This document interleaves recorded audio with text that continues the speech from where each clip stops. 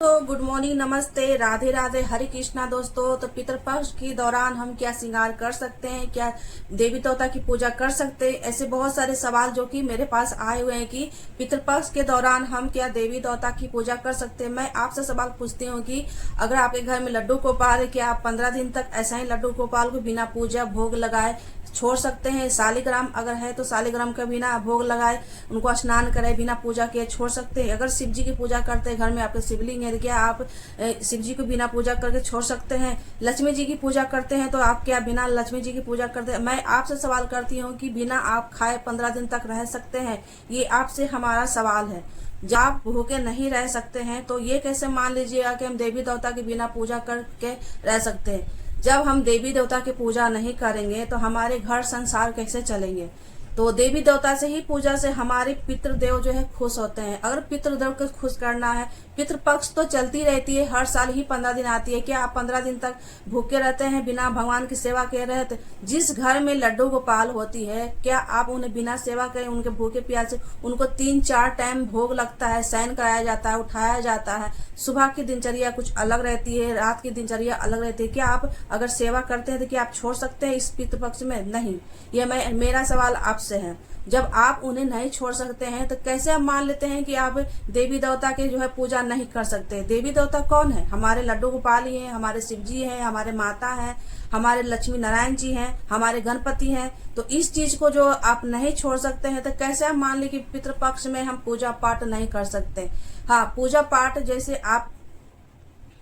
जैसे कि नया काम जो है नहीं की जाती। जैसे कि शुभ काम क्या होता है, जैसे कि गृह प्रवेश होता है, मुंडन होता है, शादी विवाह की जो रिश्ता चलती है वो नहीं होता है। नए कपड़े नहीं पहनते। जो पहले से आपके पास कपड़े हैं वो कपड़े उसको धो के पहन सकते। ऐसा नहीं कि पितृपक्ष में नए नए कपड़े लेकर पहने। तो नए कपड़े पहनना जो है मनाही होता है, नए कपड़े नहीं पहना जाता। रह गया श्रृंगार की बात, जो कि श्रृंगार हम क्यों नहीं कर सकते? जिनके सास ससुर है वो श्रृंगार कर सकते हैं, नहीं रह सकते हैं। तो ये कैसे मान लीजिएगा कि हम देवी देवता की बिना पूजा करके रह सकते हैं? जब हम देवी देवता की पूजा नहीं करेंगे तो हमारे घर संसार कैसे चलेंगे?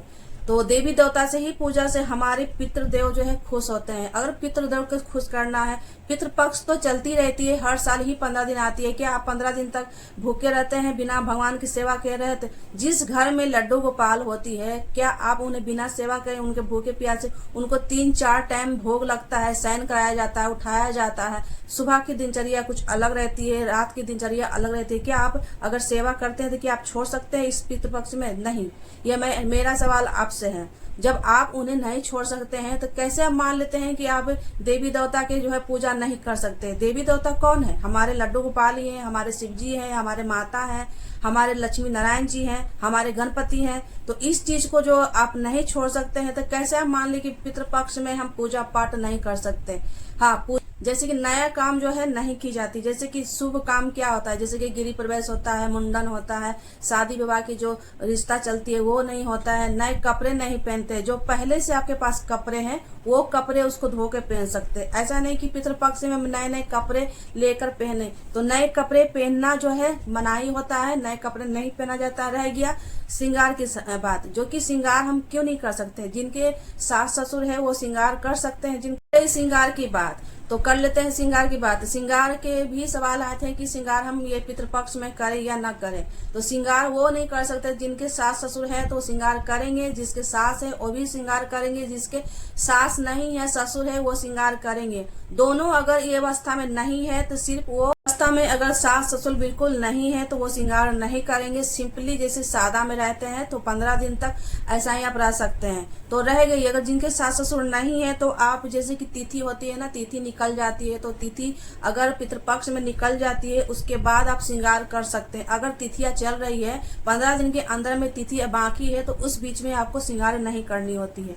जिनके सास ससुर है वो श्रृंगार कर सकते हैं, क्योंकि इसी में जितिया भी आती है, जितिया पुत्रिका भी आती है। तो इसमें क्या कहता है कि खैर जितिया, तो इसमें जो है, इसमें भी जो है पूर्वजों की ही पूजा की जाती है। जैसे कि हमारे जो भी पहले के जो जो मर गए हैं, जो देहांत हो गए हैं, उनकी भी जितिया में जो है पूजा की जाती है। इसलिए पितृपक्ष में ही जो है जितिया क्यों आती है, इसलिए आती है कि पितृपक्ष में जितिया में भी जो है जो मरण जीवन की सारी चीज उसमें पूजा होती है। जो भी कहते हैं ना कि हम चौरसियार की हम भोग लगा रहे हैं, तो चौरसियार क्या है, हमारे पूर्वजों के ही चौरसियार जो है कहानी कथा में उसका अलग है, जो कि अगले वीडियो में बताऊंगी कि चौरसियार क्या है।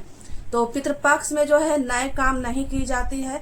इसी में जो है लक्ष्मी वैभव की जो स्थापना जब किए थे यहाँ पे 16 दिन की जो महिला व्रत कर रहे हैं, 16 दिन की जो लक्ष्मी वैभव की जो व्रत किए हैं, तो उन्हें भी नहीं छोड़ना है। तो 15 तो पितृपक्ष में ही जो है जितिया पुत्रिका भी आती है, जितिया भी आती है और खैर जितिया भी आती है। तो पितृपक्ष में ही जो है जितिया भी आती है। इसलिए जो है हमारे देवी देवता जो है पितृपक्ष में जो है ना तुरई की सब्जी, तुरई के पत्ते पर भोग लेते हैं। जितिया में कि मैंने वीडियो बनाई हुई है कि कैसे उन्हें जो है चौरसियार के भोग लगाई जाती है। तो जितिया के अगर वीडियो नहीं देखे हैं तो हमारे चैनल पर अपलोड किया हुआ, उस पर देख सकते हैं, चेकआउट कर लीजिएगा। और इस तरह से जो है जितिया पितृपक्ष में इसलिए आती है। और 4 दिन के बाद अमावस्या आती है। तो अमावस्या ये नहीं जानते हैं कि पितृपक्ष में ही जो जितिया पुत्रिका क्यों आती है। इसलिए आती है कि इसी में पितृपक्ष में ही जो है जितिया पुत्रिका है, खैर जितिया है, जितिया है, अलग अलग नाम से जो अपने देश में जाना जाता है। तो हम लोग जितिया पुत्रिका भी जानते हैं, जितिया भी है और खैर जितिया है। तो खैर जितिया किसे जा कहते हैं, खैर जितिया का मतलब ये होता है कि इसमें निहार रह जाता है, निर्जला रह जाता है, बिना अन्न पानी के रह जाता है, बिल्कुल 24 घंटे रह जाता है। ऐसे तो ये 3 दिन का दिवस है। और 3 दिन के दिवस जैसे कि पहला दिन हो गया नहाए खाए, और दूसरा दिन हो गया व्रत हो जाता है, और तीसरा दिन हो जाता है पारण। माता की वैभव लक्ष्मी की जो व्रत कर रहे हैं, राधा अष्टमी से व्रत शुरू हो जाती है 16 दिन की, जो कि 15 तारीख को जो है वैभव लक्ष्मी की समापन होगी। तो उस दिन अभी आपको व्रत करना ही है। और जो व्रत करते हैं व्रत रहेंगे और पूजा करेंगे, उनके लिए कोई मनाही नहीं है। जो लक्ष्मी वैभव की पूजा व्रत कर रहे हैं, राधा अष्टमी से शुरू होता है, तो वो 15 तारीख को समापन होने जा रहा है। तो उस दिन आप व्रत करेंगे और पूजा भी करेंगे। लेते हैं बात पितृपक्ष की ब्राह्मण को खिलाने के लिए। तो ब्राह्मण को खिलाने के लिए क्या क्या भोग में बना सकते हैं, जैसे कि मसूर के दाल मनाई होती है, और तीसी मनाई होती है, नेनुआ तोरई जो बोलते हैं, जो कि वो ब्राह्मण को खिला सकते हैं, पितरों को भी दे सकते हैं। बहुत सारे ऐसे सब्जियां होते हैं जो कि हम नहीं बनाते हैं, जैसे कि एक लौकी आती है हरे वाली, एक आती है पीले वाली। तो कोई कोई किसी को नहीं पता रहता है कि हरे वाली जो लौकी होते हैं वो बनाए कि नहीं बनाए। नहीं, हरे वाली लौकी बना सकते हैं। एक सफेद वाली जो लौकी आती है उसका पता नहीं क्या नाम, मुझे नहीं आ रहा है, तो आपको पता है तो बताइएगा। मगर वो एक सफेद वाली जो लौकी आती है वो अलग होती है, एक हरे वाली जो लौकी होती है। और लौकी तो ये तो होगी भोजन कराने की बात। तो भोजन में आपको क्या क्या बनाना है, क्या नहीं बनाना है। पितृपक्ष में जो ऐसे बहुत सारे चीज जो है होती है कि नहीं बनानी होती है पितृपक्ष में, क्योंकि हमारे 15 दिन की जो पितृपक्ष चलती है, तो उसमें हमारे जो पितृदेव है जो धरती पर उतारते हैं 15 दिन के लिए। इसलिए कोशिश करें कि घर में कोई तामसिक खाना, मदरा, मांस, ये सब कुछ भी नहीं होना चाहिए। और ये करने से आपके जो पूर्वजों हैं तृप्त होते हैं, क्योंकि 15 दिन 16 दिन के लिए जो हमारे पूर्वज धरती पर उतरते हैं। और उतरते हैं इसलिए कहा जाता है कि जो है अपने पूर्वजों के लिए जो है कुछ न कुछ करना चाहिए, उनके तृप्त होने के लिए, उनके मन को शांति होने के लिए। अगर वो कष्ट में है, ये सारे चीज करने से जो है उनके कष्ट दूर होते हैं और आपका भी जो है ना जीवन सुधरता है। जो भी आपके जीवन में कष्ट चल रहे हैं, जो भी परेशानी चल रही है, ये करने से आपके जीवन भी सुधरती है, सफल भी होती है। अगर आपके कोई कार्य अटक रहे हैं, नहीं हो रहे हैं, तो बस यही कुछ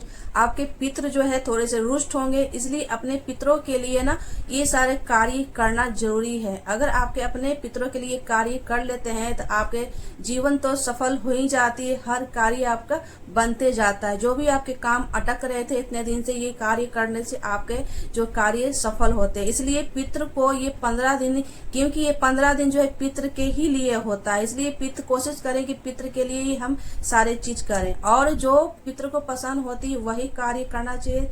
तो आपको खाने में क्या क्या बनाना है, तो जैसे कि जो सूखा बड़ा होता है, उड़द की दाल होती है, उसे सूखा ही पीस कर मैंने जो वीडियो बनाकर पितृपक्ष की भोजन कैसे बनाना है उसे भी मैंने अपलोड कर चुकी हूँ कि कैसे ब्राह्मण के लिए जो भोज तैयार करना है। ज्यादा कुछ नहीं लगेगा, आपको थोड़ी सी मेहनत लगेगी। अगर ये कार्य कर लेते हैं तो आपके घर में जो बच्चे हैं जो दीर्घायु हो जाएंगे, लंबी उम्र भी बढ़ती है, उनके आशीर्वाद से ये सारी कार्य सफल हो जाती है। इसलिए भोजन में खीर बना लें, दही बर्रा बना लें, सूखा उड़द के दही बर्रा बना लें, उसके बाद मालपुआ बना लें, पूरी बना लें, खीर बना लें, सूजी की हलवा बना लें, और जो बेसन के लड्डू होते हैं वो भी बना सकते हैं, और नारियल के लड्डू होते हैं वो भी बना सकते हैं, काजू बर्फी बना सकते हैं। अगर आपको बनाने आती है तो ये सारी चीज बनाकर जो अपने ब्राह्मण के द्वारा खिलाकर, अगर ब्राह्मण को नहीं खिला सकते हैं तो दो ऑप्शन और है, गाय को खिला सकते हैं, रात चारा ला के दे सकते हैं,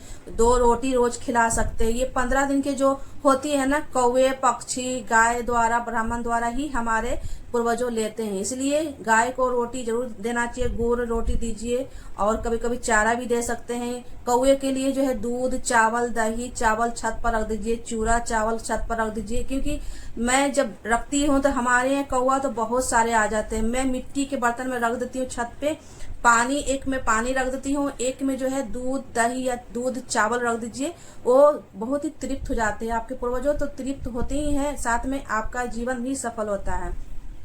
तो ऐसा अगर ब्राह्मण को नहीं खिला पाते हैं, कहीं विदेश में रह रहे हैं, कहीं और एरिया में रह रहे हैं, नहीं कर पा रहे हैं, आसपास कहीं ब्राह्मण नहीं है, तो आप इस तरह से भी कर सकते हैं। कौवे के लिए रोज भोजन निकालिए, जैसे आप रोज भोजन बनाते हैं, सात्विक भोजन बनाइएगा, ऐसा नहीं कि तामसिक भोजन बनाना है।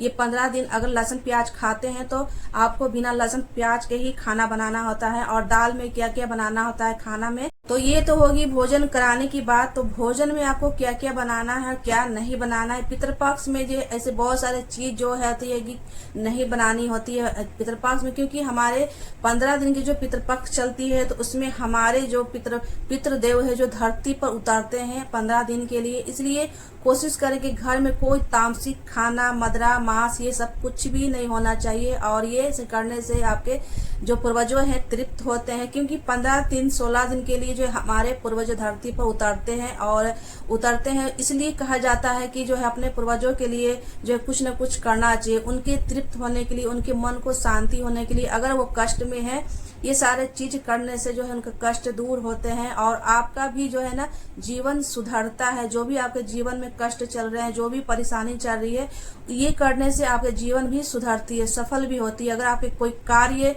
अटक रहे हैं, नहीं हो रहे हैं, तो बस यही कुछ कारण होगा,